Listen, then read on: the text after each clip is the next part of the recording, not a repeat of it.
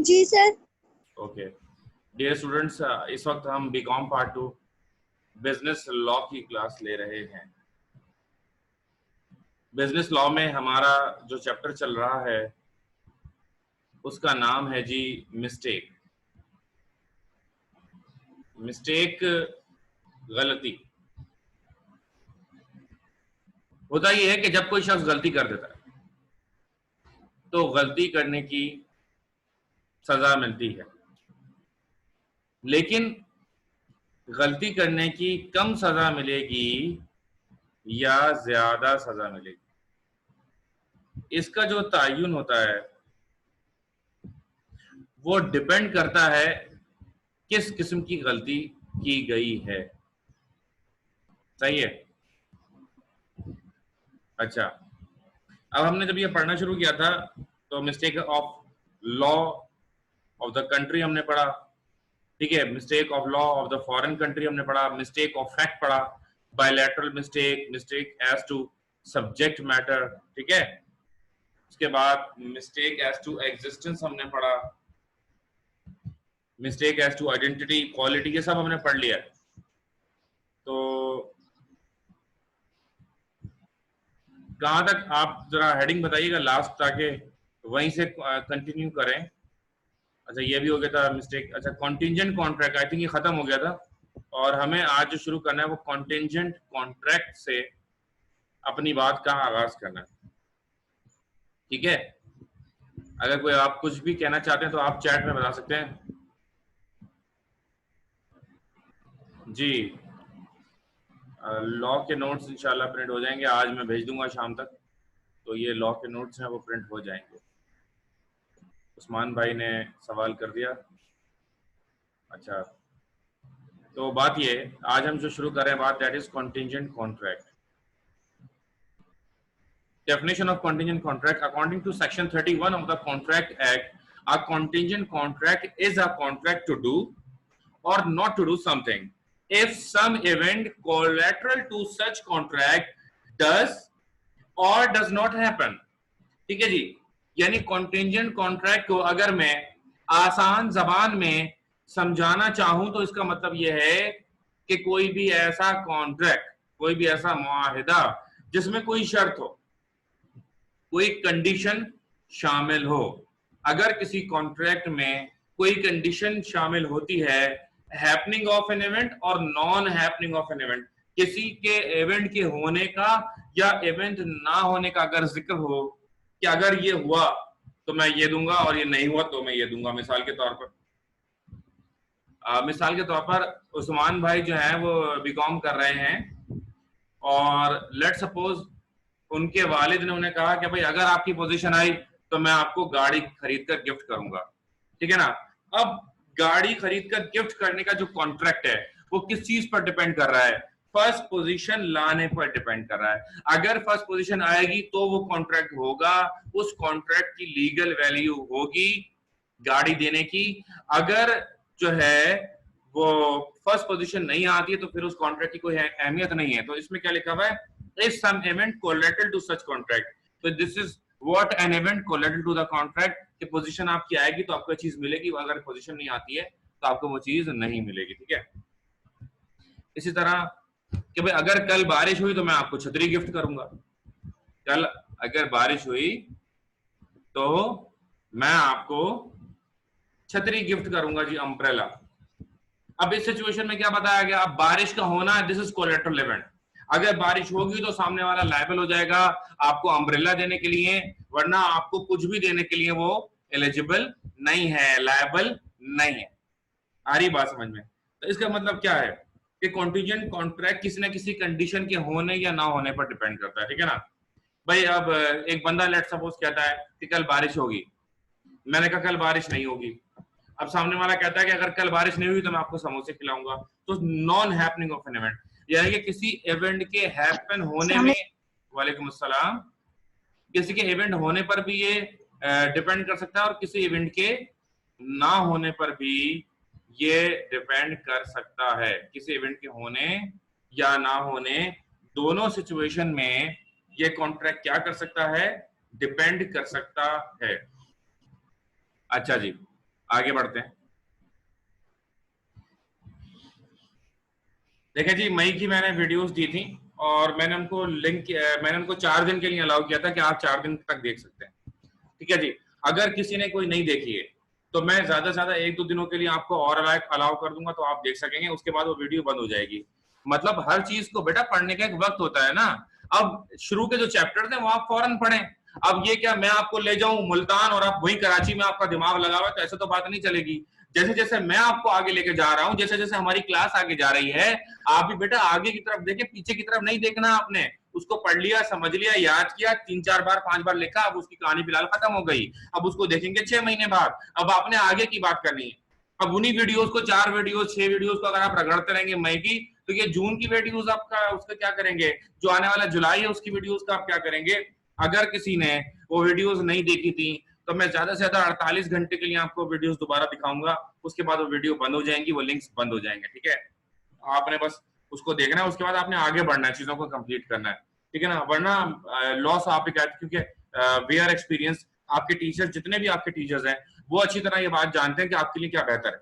आ रही बात समझ में? चलें, लेट्स मूव ऑन। तो a contingent contract is a contract to do or not to do something if some event collateral to such contract does or does not happen. In brief, the performance of a contingent contract depends upon happening or non-happening of an uncertain event which is collateral to such contract. यानी कि happening और non-happening पर depend करता है और that is uncertain. अब कल बारिश होगी, जैसे सैटरडे, कल के बारे में ये था कि कल बारिश होगी। ठीक है, अब कल के बारे में था कि कल बारिश होगी, but it was uncertain, no one knows, अल्लाह नोज बेटर। ठीक है ना, अल्लाह knows each and everything but no one knows other than अल्लाह। ठीक है ना, तो हुआ क्या कि बारिश नहीं हुई, अनसर्टेन था ना, क्या भाई बारिश हो सकती है। मैंने मोबाइल में देखा मौसम का हाल, उसमें लिखा आ रहा था सैटरडे के ऊपर थंडर स्टॉर्म। हुआ क्या? गर्मी के अलावा कुछ भी नहीं हुआ। सही है, तो ये चीज भी अनसर्टेन। इसी तरह बहुत सारे इवेंट्स ऐसे होते हैं दैट रिमेन अनसर्टेन, बहुत सारे इवेंट ऐसे होते हैं दैट रिमेन अनसर्टेन। अगले पूरे हफ्ते तक कोई बारिश का इम्कान नहीं, लेकिन सुना है इस बार ज्यादा बारिश होगी, पिछले दिनों के मुकाबले में इस बार ज्यादा बारिश होगी। ओके, तो अकॉर्डिंग टू सेक्शन 31 सुनिए एग्जाम्पल देखें जी। अभी इसमें जो एग्जाम्पल दी है वो भी पढ़ लेते हैं। ए, contracts to pay B rupees 10,000 if B's house is burned। अभी मैं इसको रियल एग्जांपल दूंगा। क्या वाकई में हमारे मुआशरे के अंदर इस तरह के कॉन्ट्रैक्ट्स होते हैं? क्या इस तरह के वाकई में मुआहदे होते हैं? डेफिनेटली इस तरह के मुआहदे वाकई में होते हैं। ठीक है जी, और I will let you know, मैं आपको बताता हूं। ओके भाई, ए ने कहा बी से कि अगर तुम्हारा घर जल गया, मैं तुम्हारे घर में भी बैठ के सिगरेट पी रहा हूं, अगर जल गया तुम्हारा घर, मैं तुम्हें 10,000 रुपए दूंगा। अब 10,000 रुपए देने की जिम्मेदारी कब लागू हो जाएगी, कब इम्पोज हो जाएगी? उसका जवाब यह है कि ये जो 10,000 रुपीज देने की जिम्मेदारी है, ये जब इंप्लीमेंट हो जाएगी, जब घर जल जाए। अगर घर नहीं जलता है तो ये जिम्मेदारी भी इंप्लीमेंट नहीं होगी। अगर घर नहीं जलता है तो ये जिम्मेदारी भी इंप्लीमेंट नहीं होगी। सही, let's move on. This is a contingent contract. ये क्या है? कॉन्टीजेंट कॉन्ट्रैक्ट, क्योंकि कोलैटरल टू द इवेंट, घर जलना और पैसे देना, दो चीजें मिल गई तो ये कॉन्टीजेंट कॉन्ट्रैक्ट हो गया। दूसरा, ए कॉन्ट्रैक्ट्स टू पे B rupees 10,000 if B secured first position in BCom। भाई वही एग्जांपल तो मैंने आपको दे ही दी थी कि अगर आपकी फर्स्ट पोजीशन आती है तो हम आपको गाड़ी देंगे या कर... अच्छा सर, अगर कोई मजाक मजाक में बोल दे, एक सवाल आया इसके हवाले से, अगर मजाक में बोल दे मैं यूं कर दूंगा, तो फिर वो वही बोलेगा, वो आपने कपिल शर्मा में ना कैसा लगा मेरा मजाक, ऐसे बोल देगा वो बाद में। अच्छा देखें, मजाक जो होता है वो जबानी हो सकता है, लिखकर कोर्ट से रजिस्टर करवा के, स्टैम्प्स, गवाह, स्टैम्प पेपर, ये सब नहीं होता ना। तो मजाक जो होगा वो ज़बानी कलामी होगा। अच्छा, अगर आप मजाक करें तो आप उस इवेंट के होने से पहले पहले बोल दें कि ये मैंने मजाक किया था। अगर वो इवेंट हो जाए और फिर आप बोले मैंने मजाक किया, तो सामने वाला आपको पकड़ सकता है और आपको घसीट कर कोर्ट भी ले जा सकता है। तो इस चीज को भी आपने अपने माइंड में रखना होगा, ठीक है। ओके, तो अब हम पढ़ेंगे एसेंशियल्स ऑफ कंटीजेंट कॉन्ट्रैक्ट। इससे पहले मैं आपको प्रैक्टिकल एग्जांपल भी बताना चाहूंगा कंटीजेंट कॉन्ट्रैक्ट की, ठीक है ना। प्रैक्टिकल एग्जांपल जो है कंटीजेंट कॉन्ट्रैक्ट की, वो ये है इंश्योरेंस, वो हैपनिंग और non happening of an event पे ओरल भी गए तो कोर्ट जा सकते हैं बेटा फरहीन, और आप बाकी सब भी सुन लें। अगर ओरली भी है तो भी कोर्ट जा सकते हैं। कैसे जा सकते हैं? कोई गवाह होना चाहिए, ले जाए, हो जाएगा, अदालत सुनेगी, फैसला करेगी। इसके अलावा ऐसा होता है कि जब आप कोर्ट जाएंगे तो जाहिर है आप पूरी प्रिपरेशन से जाएंगे ना, पूरी तैयारी से जाएंगे। ऐसे तो आंखें बंद करके तो कोर्ट आप नहीं चले जाएंगे, ठीक है। और जबानी कलामी ओरली भी, कॉन्ट्रैक्ट एक्ट 1872 ही हमारा चल रहा है। ये कहता है कि अगर सिर्फ जबानी कलामी मुआहदा है तो उसकी भी वैल्यू है, ठीक है ना, और उसको सुनते हैं। अब गवाह झूठ बोल सकते हैं, बिल्कुल। फॉर योर काइंड इन्फॉर्मेशन, जितने भी लोग मेरे साथ इस वक्त मौजूद हैं बेटा, मैं आपको बताना चाहूंगा कि ऐसे गवाह होते हैं बाकायदा, ऐसे गवाह बाकायदा होते हैं, ठीक है ना। और उनका काम क्या होता है? उनका काम ये होता है कि ये गवाह मिलते हैं, खरीद लें आप गवाह, झूठे गवाह। यानी कि कोर्ट में आपको गवाह चाहिए, बाहर खड़े होंगे बंदे, गवाह गवाह गवाह गवाह कर रहे होंगे, हाँ भाई हमारे गवाह बनोगे? हाँ जी बनेंगे। क्या लोगे? ये लेंगे। तो ऐसा भी बाकायदा हो रहा है, ठीक है। चले,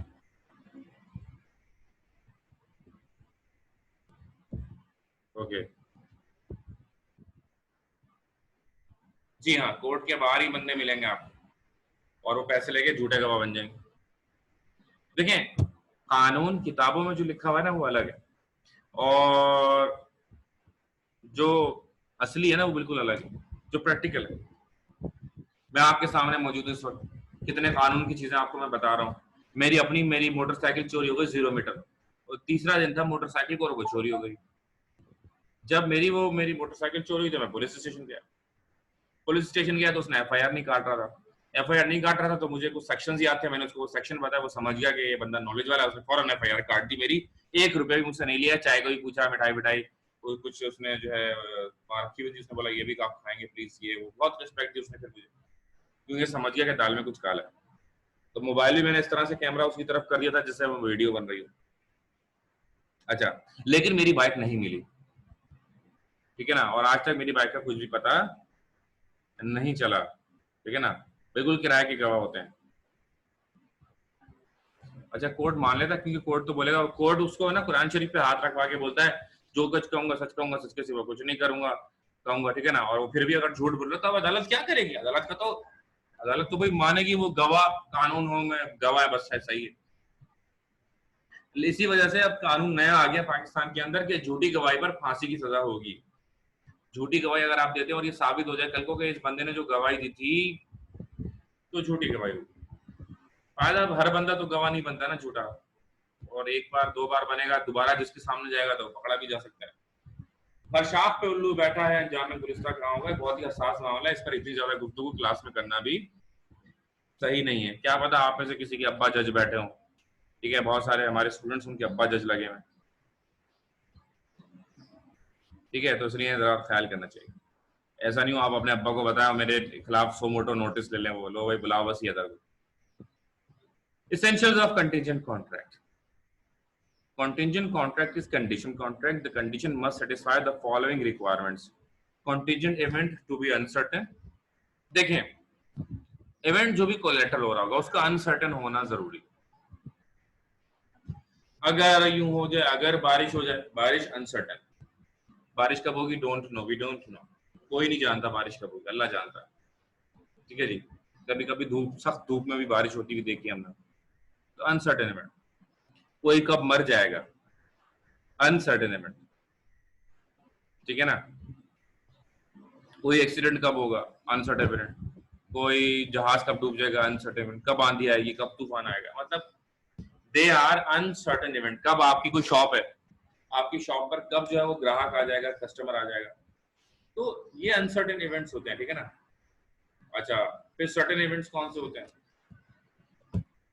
सर्टेन इवेंट्स जो होते हैं, सर्टेन इवेंट्स वो होते हैं जो कंफर्म हो के हाँ ही होने हैं। मिसाल के तौर पर कल ऑफिस जाना है, आप you are doing job somewhere and you will definitely you will go to office, ये सर्टेन, क्योंकि एक आपकी जॉब है और आपने ऑफिस जाना।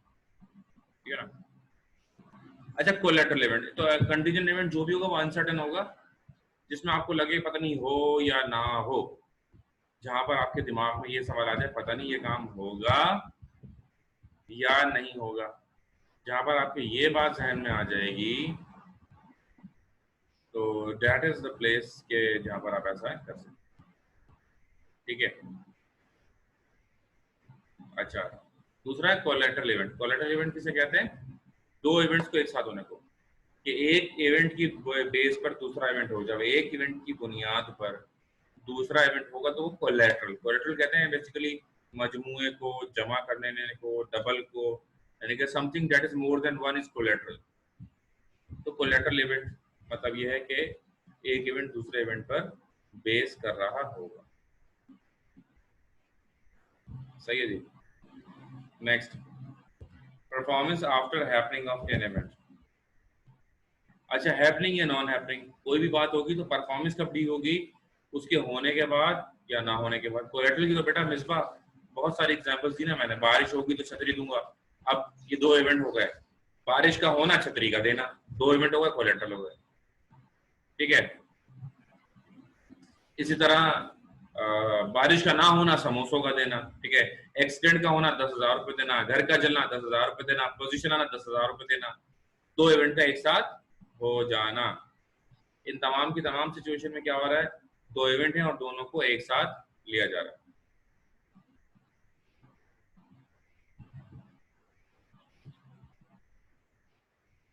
ओके, आगे चलते हैं। Performance after happening of an event.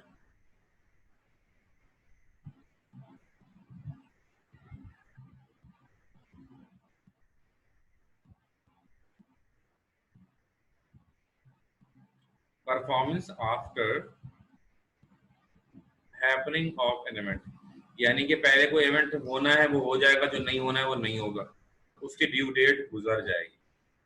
जब उसकी ड्यू डेट गुजर जाएगी तब आप क्या करेंगे, तब बेसिकली जो है आप ये काम करेंगे जो भी आपने वादा किया होगा। मिसाल के तौर पर अगर बीकॉम में फर्स्ट पोजीशन आएगी तो मैं आपको जो है जी फला चीज गिफ्ट करूंगा व्हाटसोएवर। तो इस सिचुएशन में क्या होगा, जब वो रिजल्ट आ जाएगा और आपको कंफर्म हो जाएगा कि बंदे की फर्स्ट पोजीशन आ गई है, उसके बाद आपने कोई फैसला करना होगा, कोई मुआहिदा आपने उसके बाद करना होगा। आई होप कि आपकी बात समझ में आ रही है। ठीक है।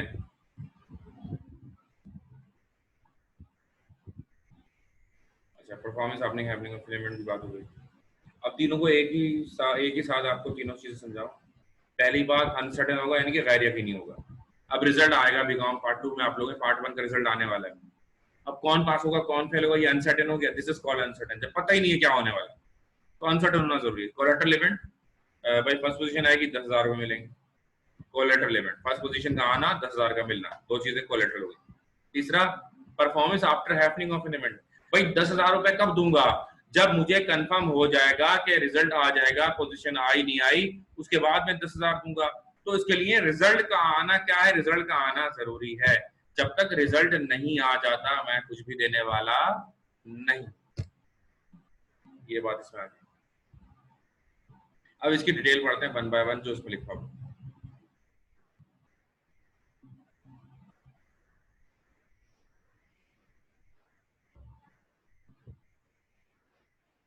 contingent event to be uncertain. The statutory condition, यानी कि statutory कहते हैं कानूनी को. The statutory condition provided for a contingent contract is that the particular event is uncertain.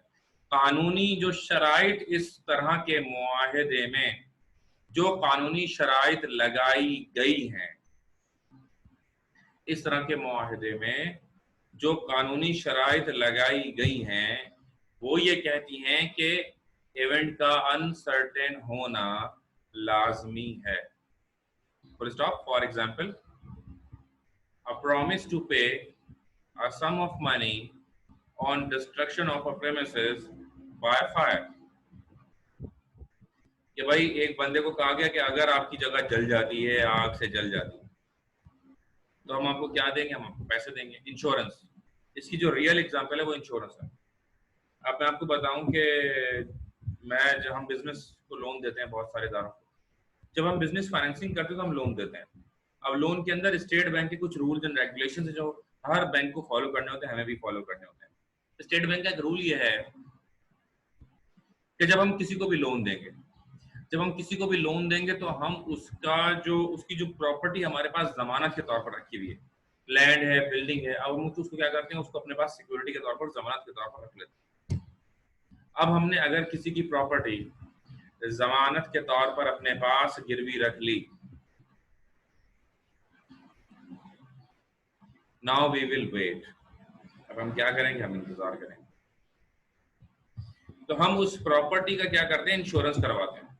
अब मेरे जहन में सवाल आता था कि यार हम ये लैंड और बिल्डिंग का इंश्योरेंस क्यों करवाते हैं? बिल्डिंग को कोई चुरा के ले जाएगा, कोई डकैती हो जाएगी. बिल्डिंग तो चोरी नहीं हो सकती, ना डकैती.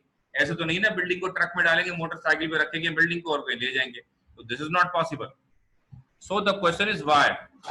ऐसा क्यों होता है? क्यों उसका इंश्योरेंस होता है? उसका जवाब पिछले दिनों मिला कि जब मलीर की मॉडल कॉलोनी है, कौन सी कॉलोनी एयरपोर्ट के पास, वहां पर एक जहाज बिल्डिंग पर गिर गया.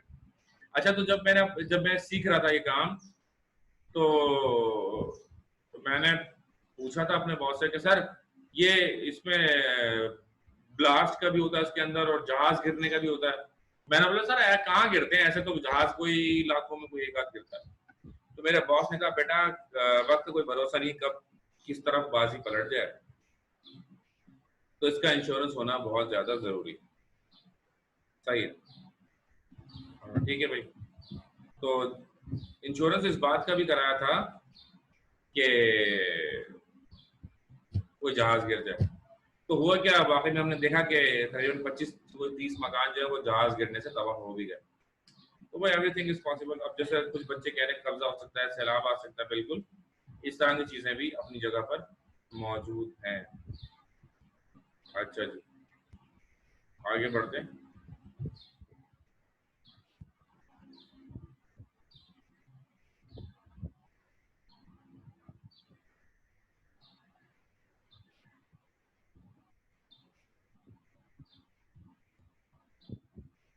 अच्छा, एक बात मैं कहना चाहूंगा, गुलशन वाले अपने आपको रीनेम कर लें और अपने नाम के आगे रजिस्ट्रेशन नंबर जो आपका है वो जरूर लिखा करें, और गुलशन भी लिखा करें, और अपना वाटर वाले तो लिखे हैं तकरीबन, गुलशन वाले जो सुन रहे हैं अपना रजिस्ट्रेशन नंबर से हिना ने लिखा हुआ है और किसने लिखा है, 2-4 बच्चों ने लिखा हुआ, तो ये नंबर जरूर लिखा करें. रीनेम कर लें अपने आप को. सलमान ने कुछ भी नहीं लिखा हुआ. सलमान बेटा, हमाद ने भी नहीं लिखा हुआ, तो ऐसा नहीं किया जाए. आप लोग जरूर रजिस्ट्रेशन नंबर जो आपका है, जो डायरेक्शन में, तंजील ने भी नहीं लिखा हुआ. तंजील आप यही बताइएगा आप कौन से कैंपस के. बहुत जल्द आज होप्स के मुलाकात हो हमारी.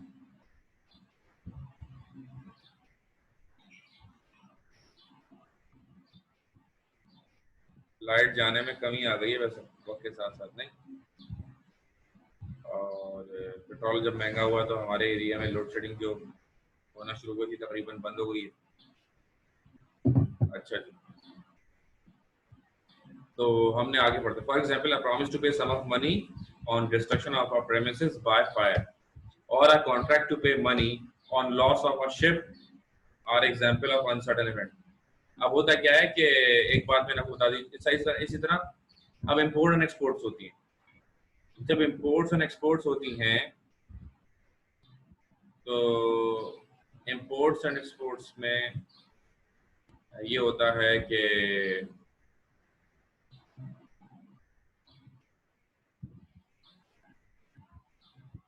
इम्पोर्ट एंड एक्सपोर्ट्स में ऐसा होता है कि जहाज डूबने का खतरा होता है। ठीक है जी। अब जहां पर जहाज डूबने का खतरा हो जाए वहां पर उसका मरीन इंश्योरेंस होता है। तो जब उसका मरीन इंश्योरेंस हो जाता है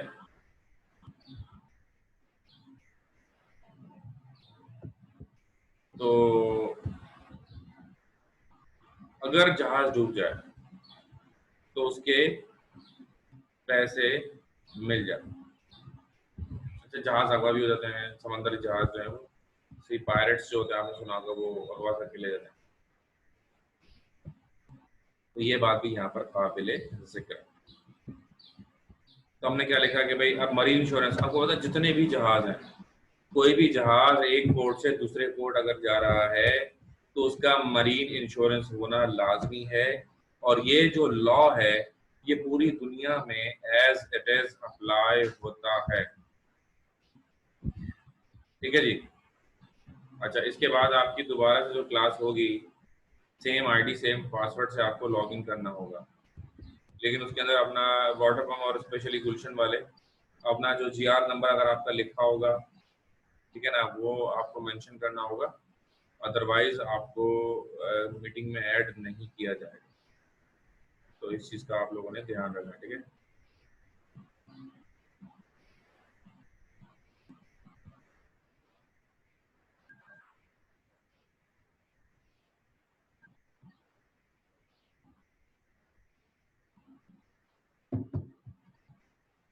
चलें जी, आगे बढ़ते हैं।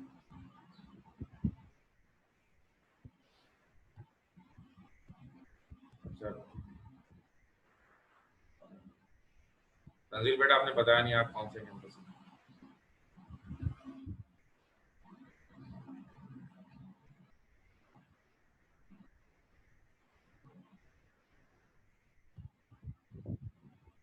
चलें आगे चलते हैं। तो statutory conditions provided for a contingent contract is that particular event is uncertain. For example, a promise to pay a sum of money on destruction of a premises by fire. ये भी हो गई बात। Contract of insurance like fire and accident are examples of contingent contract. Life insurance is not included in it. अच्छा, life insurance जो होता है वो कंटिजेंट कॉन्ट्रैक्ट नहीं होता, लेकिन जितने भी बिजनेस के इंश्योरेंसेस होते हैं, आपको पता है कि लाइफ इंश्योरेंस लोग इतना नहीं करवाते, लेकिन बिजनेस इंश्योरेंस लोग बहुत ज्यादा मिकदार में करवाते हैं। लाइफ इंश्योरेंस इतने नहीं करवाए जाते, लेकिन बिजनेस इंश्योरेंस जो करवाए जाते हैं वो बहुत बड़ी मिकदार में करवाए जाते हैं। सही। अच्छा, आगे बढ़ते हैं। Collateral event. Collateral event means connected event. जैसा कि अभी मैंने आपको बताया, कोलेटरल इवेंट क्या है, दो इवेंट क्या हो जाएंगे, उसमें आपस में कनेक्ट हो जाएंगे। जब दो इवेंट आपस में कनेक्ट हो जाएंगे तो उसे कोलेटरल इवेंट कहा जाता है। It is the integral fact of the contingent contract. और ये क्या है, इंटीग्रल फैक्ट है किसका, contingent contract. For example, a contract to buy land in dispute from a party subject to his winning in litigation pending in court is a contingent contract because the event that is winning is collateral to the promise of sale of land. अच्छा, कुछ जमीनें वाकई में, ये बहुत ही real example दी हुई है इसके अंदर, कुछ जमीनें इस तरह से बिकती हैं कि भाई आप मुझे एडवांस दे दो और अगर मैं केस जीत गया तो मैं आपको दे दूंगा, ये रिस्क है इसके अंदर, मेरे पास पैसे नहीं कोर्ट में लड़ने के लिए, मैं असली मालिक हूँ, आप जो वेरिफिकेशन करनी है आप कर लो। एक ऐसा इवेंट हुआ कि 55 एकड़ जमीन, भाई 55 एकड़ जमीन थी। 55 एकड़ कितनी बड़ी जमीन होगी, इस बात का अंदाजा आप इस बात से लगा लें कि 1 एकड़ जमीन के अंदर 4950 गज होता है। 1 एकड़ के अंदर 4950 गज होता है। सही है जी। अब जब 4,950 गज होता है 1 एकड़ के अंदर, और 55 एकड़ कितनी बड़ी जमीन होगी। अब उसका मालिक आया हमारे पास और उसने कहा कि भाई हमारी जो है ना, मैं असली मालिक हूँ, मेरी जमीन पर हो गया कब्जा। मुल्तान की जमीन थी। उसने कहा कोई इन्वेस्टर हमें दो जो हमारा केस लड़े, तो हम उसको आधी जमीन दे देंगे और आधी खुद रख लेंगे। अब हमने क्या किया, हमने एक बंदा ढूंढा, वकील था वो बहुत बड़ा, उसने इसमें आमादगी जाहिर कर दी, ठीक है जी केस लड़ दो। उसने चीजें देखी, वाकई में जेन्युइन था, तो उसने उसका केस लड़ना शुरू कर दिया। ये केस चला 9 साल। 9 साल बाद जमीन मिल गई।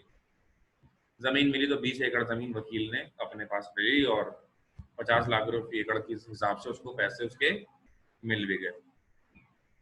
तो देखें ऐसे होते हैं कॉन्ट्रैक्ट, कॉन्टिजेंट कि भाई अगर वो जीतता है तो आपको वो जमीन देगा, और वो जीता भी और उसने जमीन भी दे दी। उसका फायदा क्या हो गया, वो केस लड़ने की उसमें ना ताकत थी ना कोई बेहतर वो वकील कर सकता था। अब वकीलों के भी तो पैसे ठीक ठाक होते हैं ना। जब आप कोई केस लड़ने जाएंगे ना किसी वकील से, तो इतना माल आपसे वो ले लेगा कि वैसे ही आपका दिमाग जो है ना वो आउट कर देगा। ठीक है, तो ये चीज बहरहाल बड़ी मैटर करती है।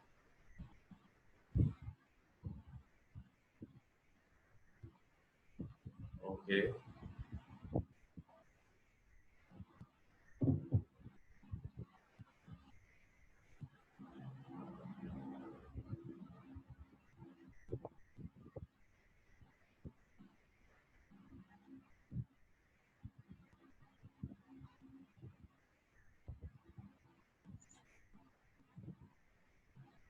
अच्छा जी, आगे बढ़ते हैं।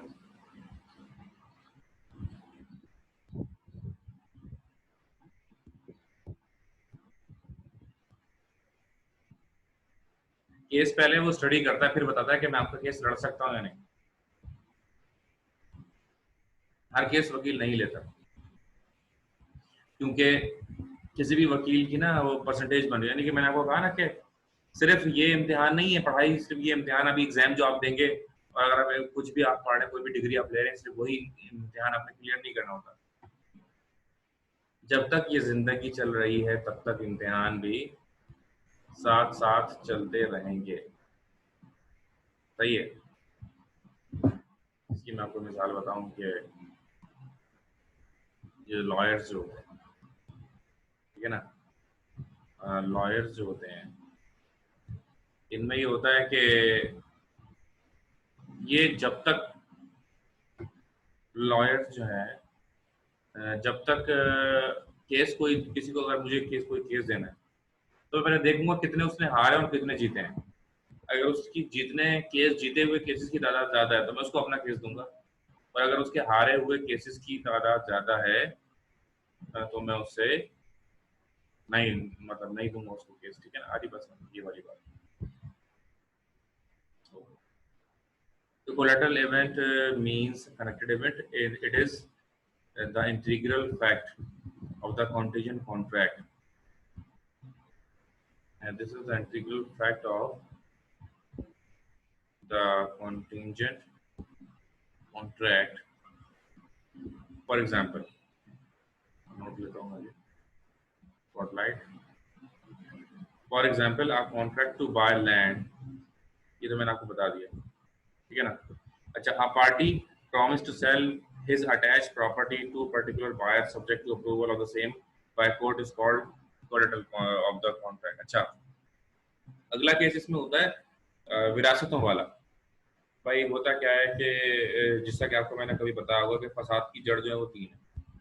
उनमें से एक जो है वो जमीन भी है, कि जमीन के भी फटे पड़े था। जमीन भाई को भाई से, बहन को भाई से, बाप को बेटे से, बेटी को बाप से, यानी कि आपस में बड़े से बड़े आपके अच्छे रिश्ते हों, लेकिन ये कुछ 3 चीजें ऐसी जो आपको कभी भी लड़ा सकती, जिनमें से एक जमीन है। तो अब जमीन के फड्डे पड़े होते हैं। अब जैसे मिसाल के तौर पर 4-5 भाई हैं और जमीन के फड्डे हो गए। अब वो वकील करेंगे आप। अच्छा, वकील करना है, पैसे नहीं। अब पैसे आप क्या करेंगे, फिर आप कोई पार्टी पकड़ेंगे और वकील करेंगे, और पार्टी को बोलेंगे केस जीत के फिर पैसे जो है ना, जो जो कीमत है जमीन की उसमें से ये पैसे काट लेना आप जो आपके केस में लग रहे हैं। तो इस तरह से लोग भी करते हैं, और इसका जो ये जो मुआहदा होता है ये भी कोलेटरल इवेंट कहलाता है कि भाई अगर मैं केस जीतता हूँ आप मुझे पहले पैसे दो, और अगर मैं केस जीत गया तो फिर आपकी ये जमीन हो जाएगी और आपको मुझे दूंगा।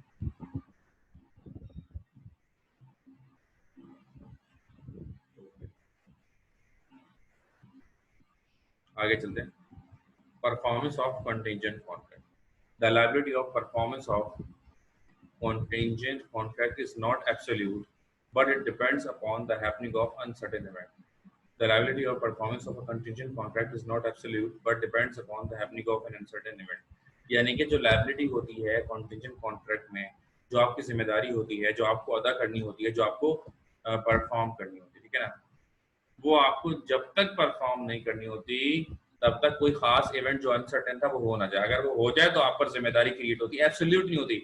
एब्सोल्यूट मतलब होता है हर हाल में जो काम आपको करना होता है वो एब्सोल्यूट होता है, तो एब्सोल्यूट जिम्मेदारी इसमें नहीं होती। ठीक है, मजीद कंटिन्यू करते हैं अपनी